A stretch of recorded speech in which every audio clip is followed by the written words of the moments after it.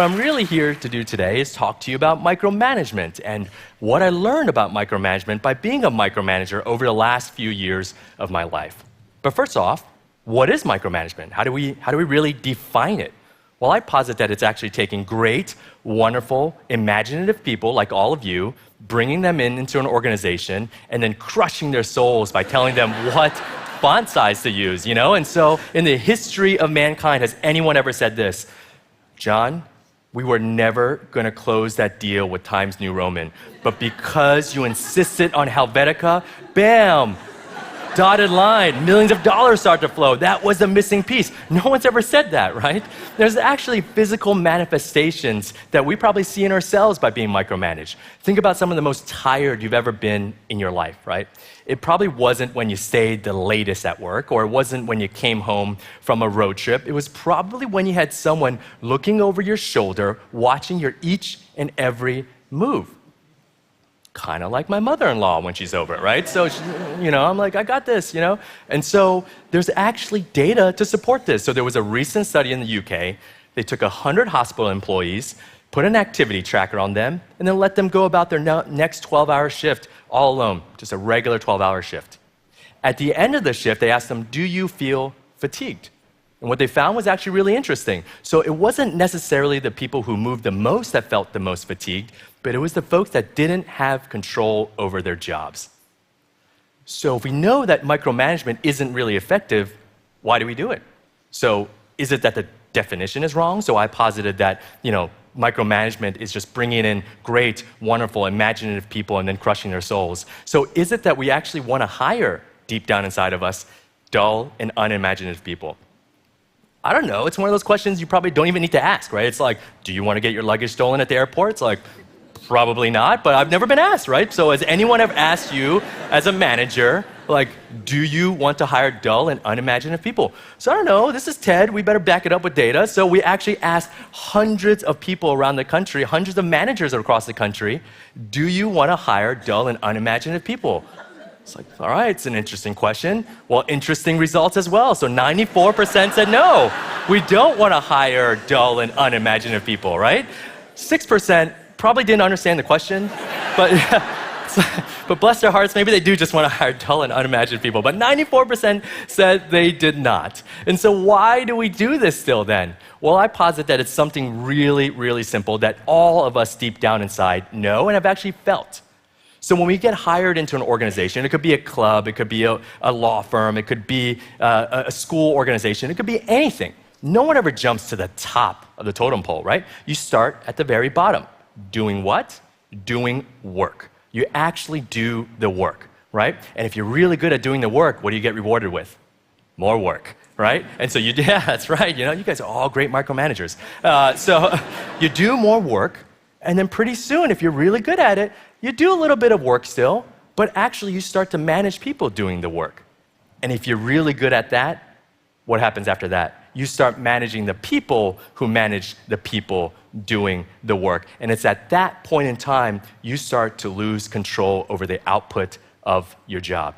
I've actually witnessed this firsthand. So I started a company called Box in our garage, and this was it. I know it doesn't seem like much, but it was, it was pressure washing in the back. This is living the dream. And, my wife was really proud of me when we started this, or it's what she said, she was really proud of me. And so she would give me a hug, and I'm pretty sure, she had her phone up, and she was thinking, oh, is John from Harvard still single? It's kind of like a lemonade stand gone wrong in the beginning. But we actually went up and, said mobile commerce is going to be big. And actually, consumer packaged goods were going to change over time. So let's take these big, bulky packs that you don't want to lug home. So not the 2-pack of Oreo cookies, but the 24-pack. And not the 24-pack of toilet paper, but the 48-pack. And let's ship it to you, much like a warehouse club would do, except they wouldn't ship it to you. And so that's what we basically did. And so we had a really slow printer, and what we did was actually say, okay, this printer's taking forever, man. Okay, let's scribble something that would delight the customer on the back of these invoices. So we'd say, hey, keep smiling, hey, you're awesome, or hey, enjoy the Doritos, or, we love Gatorade too, stuff like that. And so it started breaking up the monotony of the job as well, because I was picking and packing all the boxes, and that's all you basically do for 8, 9, 10, 12 hours a day when you're sitting in the garage. And so an interesting thing happened. So we actually started to grow. And so, over the last, actually just even 36 months after that, we ended up selling hundreds of millions of dollars worth of stuff, and we actually grew really, really quickly. But during that time, my role started to change too. So yes, I was a CEO in the garage. I was picking and packing, doing all the work. But then I actually graduated to actually, managing the people who picked and packed. And then pretty soon I managed the people who managed the people picking and packing. And even now, I manage the C-staff who manage the departments, who manage the people who manage the people picking and packing. And it was at that point in time, I lost control. So I thought, okay, we were delighting all these customers with these notes, right? They loved them. But I can't write these notes anymore. So you know what I'm going to do? I'm going to tell these folks how to write these notes. And so what pen to use, what color to use, what you should write, what font you should use. Don't mess up the margins. This has to be this big, this has to be that big. And pretty soon, this goal of raising morale by breaking up the monotony in the fulfillment center actually became micromanagement. And people started complaining to HR. It's like, dude, the CEO guy, he's got to get out of my hair, okay? I know how to write a damn note, okay? So it was at that point in time, we said, okay, we hired these great, wonderful people. Let's give them the mission, that's to delight the customer. Let's give them the tool to do so, and that's these notes. Have at it. And so what we found was actually pretty startling. So some folks actually took the notes and actually started drawing these really ornate, like mini murals on them. When folks ordered diapers, you'd get really fun notes like this, say hi to the baby for us. And, the next size up, if you bought a bigger size, they'd write, growing up so fast. And so people really, really took to it. But it was at that time that it also went off the rails a few times. And so we had someone just writing THX all the time. And it's like, all right, dude, my boss used to write that to me. And so let's not write THX anymore. But you also had interesting things on the other side. People got a little too creative. And so, like I said before, we sell everything in bulk, right? The big packs of diapers, the big packs of toilet paper, the big packs of Doritos and Oreo cookies. We also sell the big packs of contraception. And so, this is getting a little hairy. So we sell the 40-pack of condoms, right? We're all adults in this room, 40-pack of condoms. And so someone ordered 4 40 packs of condoms. And that's all they wrote, or all they ordered. So 160 condoms, the packer was like, I know how to delight the customer, Like, this guy, this is what they wrote. Yeah. We didn't know to fire him or to promote him, but he's still there. So everyone loves an optimist. But here is where it went a little bit off the rails, and I felt a little bit conflicted in all of this. And there's a really bad typo. So if there was only a red TED on stage that I counted on being here, it wouldn't be a typo, right? I promised you I had a really bad sense of humor, and now I'm gratifying that. So I told you. But I really was conflicted, right? At this point in time, we started doing things that actually weren't part of our core mission, and people started failing at it. And so I thought, man, should we let them fail? Should we continue to let them do this? I don't know. I didn't know at that moment. But I thought this, is failure really that bad? I mean, I'm not saying we should celebrate failure. There's a lot of talk in Silicon Valley that says, let's celebrate failure. No, I don't know if we go all the way there because, in our board meetings, our board members are never like, hey, Chieh, you failed last quarter. Keep doing that, buddy, okay? No one's ever said that. If you're part of an organization like that, give me a call. I want to sit in on that meeting. And so in private, I don't think many people celebrate failure.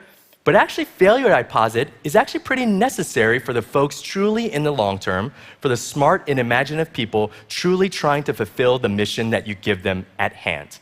And so failure can actually be seen as a milestone along that mission towards success. And if so, the downside of not micromanaging is potentially this perceived notion that you might fail more often. And if it's really not that bad, what is the upside?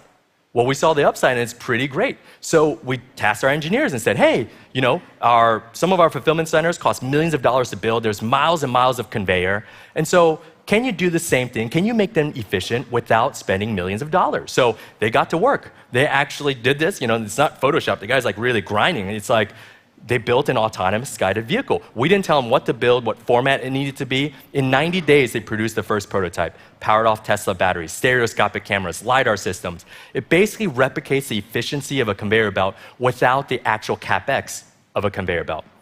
So it doesn't actually just stop with engineers. Our marketing department, we told them, hey, get the word out, do the right thing. So we have this wonderful lady by the name of Natasha on the marketing team. She stopped me in the morning. She's like, Chieh, what are we doing about the pink tax? I went and got my coffee, and I sat down and I said, okay, Natasha, what is this pink tax? And so she told me it's really interesting. So some of you might know that actually in 32 states across America, we actually charge a luxury good tax on women's products like feminine care products. So tampons and pads are taxed like luxury good items. So I would never dare call my wife, or if she called me and said, hey, hon, bring some pads on the way home, and I said, babe, there's a trade war going on, the economy's not that good, so no luxury goods this month, but next month I promise, I'll take a look at it. I'd be single pretty quickly, right? But what's super interesting is now, we didn't tell them what to do, but now, working with finance, they rebate the tax back to customers all around the country that we unfairly have to collect.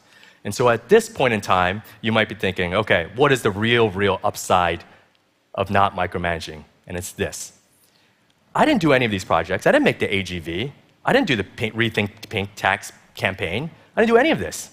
But I'm standing here on a TED stage taking all the credit for it. Like, this guy does nothing and takes all the credit for it. He's a real CEO, this guy. He's really got it down, But the reality is this. I don't have the CEO thing down 100% pat, but I've actually learned the most fundamentally challenging lesson I've ever had to learn, and that's this. There is only one solution to micromanagement, and that's the trust. Thank you.